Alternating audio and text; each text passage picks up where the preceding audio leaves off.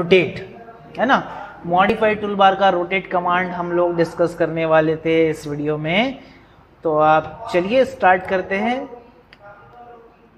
आप एक line draw कर लीजिए और लाइन ड्रॉ करने के लिए आप L इंटर करें और L इंटर करने के बाद वर्टिकल लाइन ले लीजिए 100 की, 100 इंटर कर दीजिए और आपके पास एक वर्टिकल लाइन बन गई।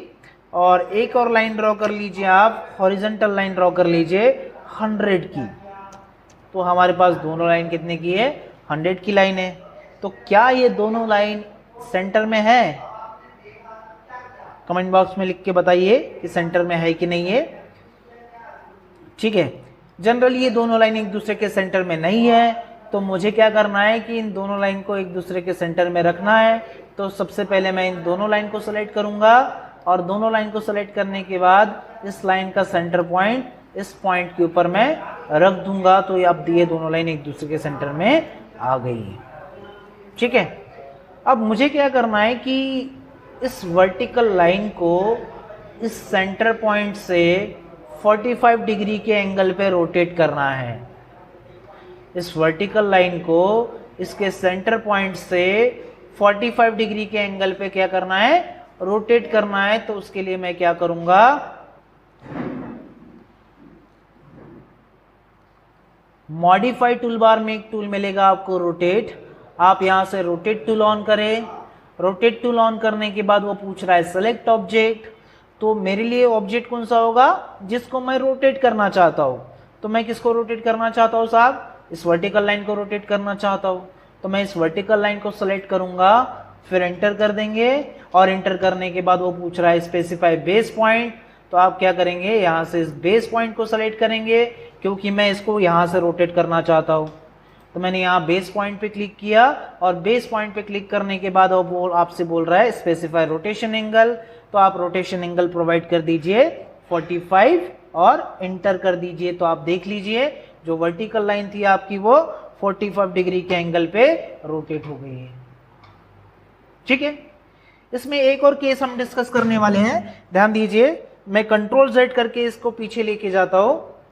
अब मैं चाहता हूं कि जो मेरी वर्टिकल लाइन है वो एज इट इज वैसे ही रहनी चाहिए, बट उस वर्टिकल लाइन की एक कॉपी मुझे 45 डिग्री के एंगल पे मिलनी चाहिए। तो इस वर्टिकल लाइन की कॉपी मुझे 45 डिग्री के एंगल पे कैसे मिलेगी, चलिए अब हम वो देखते हैं।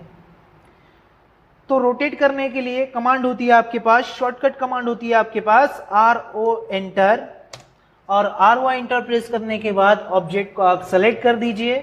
जैसे मैंने इस वर्टिकल लाइन को सेलेक्ट किया और इस वर्टिकल लाइन को सेलेक्ट करने के बाद इंटर कर दीजिए। और इंटर करने के बाद आप इस सेंटर पॉइंट दैट मीन्स कि बेस पॉइंट पे क्लिक कर दीजिए। और बेस पॉइंट सिलेक्शन लेने के बाद आपके पास यहाँ एक ऑप्शन मिलेगा कॉपी का। कॉपी पे क्लिक कर दीजिए और यहाँ पे 45 इंटर कर दीजिए। कॉपी पे क्लिक करने के बाद 45 इंटर कर दीजिए। तो आपके पास क्या बन जाएगा, वर्टिकल लाइन आपकी एज इट इज है, बट उस लाइन की कॉपी मुझे 45 डिग्री के एंगल पे मिल गई। ठीक है, क्या करेंगे आप, फिर से रिपीट कर रहा हूं, RO इंटर प्रेस करेंगे, ऑब्जेक्ट को सेलेक्ट करेंगे। ऑब्जेक्ट को सेलेक्ट करने के बाद इंटर कर दीजिए और इंटर करने के बाद यहां से आप इस सेंटर पॉइंट पे क्लिक करेंगे, मिड पॉइंट पे क्लिक करेंगे और यहां कॉपी पे क्लिक ना करते हुए आप कमांड दीजिए, आप CO इंटर प्रेस करेंगे। CO इंटर प्रेस करने के बाद अब मुझे ये जो 45 डिग्री के एंगल पे आपके पास एक लाइन आई हुई है, अब मुझे इस साइड चाहिए। तो मैं क्या करूंगा, -45 इंटर करूंगा। -45 इंटर कर दीजिए तो इसकी कॉपी मुझे अपोजिट डायरेक्शन में दिखने को मिलेगी। ठीक है, मिरर। तो अब मिरर के लिए क्या करेंगे, अभी हम देखते हैं कि मिरर टूल का यूज हम कैसे करेंगे।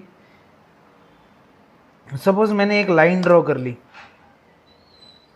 सपोज हमने क्या कर लिया, एक लाइन ड्रॉ कर लिया और एक लाइन ड्रॉ करने के बाद आप यहां से एक लाइन ड्रॉ कर लेंगे 20 और एक और लाइन ड्रॉ कर लीजिए 20। और यहां पे आप क्या करेंगे, इन दोनों को सेंटर पॉइंट पे क्लिक कर दीजिए और इसको क्लिक करने के बाद कोई भी ऐसा एक लाइन और ड्रॉ कर लेंगे। जैसे मैंने कुछ इस टाइप से एक लाइन ड्रॉ कर ली, मैंने कुछ इस टाइप से एक लाइन ड्रॉ कर ली। अब मुझे क्या करना है कि इस ऑब्जेक्ट को, ये पूरा का पूरा ऑब्जेक्ट है आपके पास, इस ऑब्जेक्ट को मुझे पर्टिकुलर एक सेंटर लाइन के थ्रू, है ना, सपोज मैंने यहाँ पे एक रेफरेंस लाइन बना लेता हूँ, एक मैं वर्टिकल रेफरेंस लाइन बना लेता हूँ यहाँ पे, और एक वर्टिकल रेफरेंस लाइन बनाने के बाद मुझे इस लाइन के अलॉन्ग इसको क्या करना है, मिरर करना है। तो मिरर करने के लिए मैं क्या करूँगा, यहाँ से मिरर टूल ऑन करूँगा।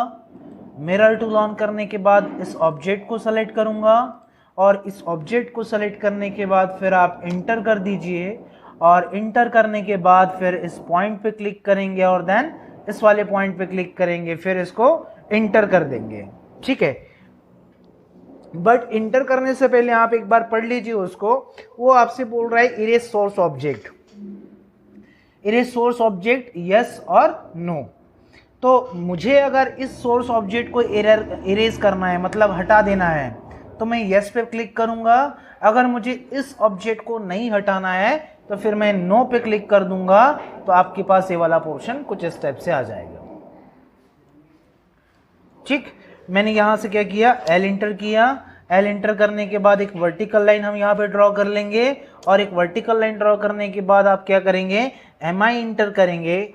मिरर के लिए हम कौन सी कमांड का यूज करते हैं, एम आई इंटर करेंगे, और एम आई इंटर करने के बाद मैं इस ऑब्जेक्ट को सेलेक्ट करूंगा, और इस ऑब्जेक्ट को सेलेक्ट करने के बाद फिर इंटर करेंगे, और इंटर करने के बाद फिर आप स्पेसिफाई फर्स्ट पॉइंट ऑफ, वो पूछ रहा है मिरर लाइन, तो पहला पॉइंट मिरर लाइन का पहला पॉइंट ये हो जाएगा, और दूसरा पॉइंट आपका ये हो जाएगा। अगर मुझे इस ऑब्जेक्ट को, मतलब सोर्स ऑब्जेक्ट को मुझे रिमूव करना है, तो मुझे रिमूव करने के लिए क्या प्रेस करना पड़ेगा, यस के ऊपर प्रेस करना पड़ेगा, तो आपका सोर्स ऑब्जेक्ट हट जाएगा यहाँ से, और उसका मिरर हमें यहाँ पे मिल जाएगा। क्लियर। अब यहाँ पे मैंने क्या कर लिया साहब, एक मिरर लाइन ले ली। मिरर लाइन का मतलब एक रेफरेंस लाइन ले ली। तो मैंने रेफरेंस लाइन आपको समझाने के लिए ली है कि साहब इस रेफरेंस लाइन के इस पॉइंट के ऊपर क्लिक करना है, और इस रेफरेंस लाइन के इस वाले पॉइंट के ऊपर क्लिक करना है। बट मुझे क्या करना है, अभी विदाउट मिरर लाइन उसको मिरर करना है। तो विदाउट मिरर लाइन इसको मिरर करने के लिए मैं एम आई इंटर प्रेस करूंगा, और एम आई इंटर प्रेस करने के बाद मैं इस ऑब्जेक्ट को सेलेक्ट कर लेता हूं, और ऑब्जेक्ट को सेलेक्ट करने के बाद इंटर करेंगे, और इंटर करने के बाद इस पॉइंट पे क्लिक कर दीजिए, और यहाँ पे क्लिक कर दीजिए, और फिर एक और बार इंटर कर दीजिए, तो आपके पास देखिए इसका मिरर इमेज नीचे की तरफ आ जाएगा, राइट।